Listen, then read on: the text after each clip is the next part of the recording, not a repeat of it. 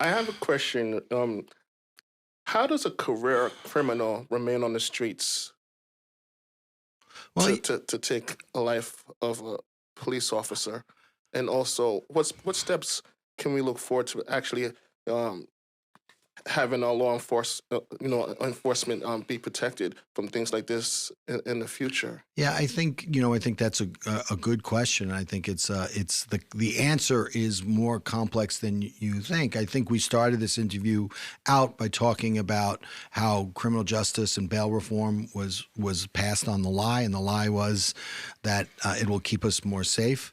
And when you look at all of these initiatives and all these laws individually, they're really bad, but collectively they're a disaster. So if you look at the tragedy, the absolute tragedy that happened in New York City, and the hearts of everyone in Suffolk go out to that officer and his family.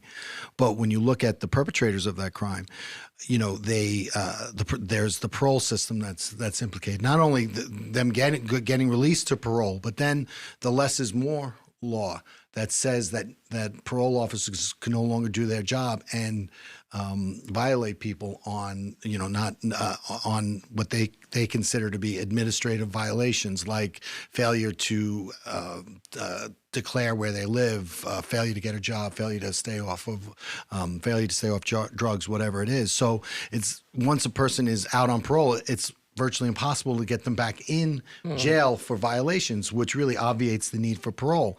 So you have all these things, this person's on parole. What does that mean? I would submit that right now it means nothing, because the less is more law has gutted our parole system. Bail reform, individuals, the one individual was out on bail on a gun charge.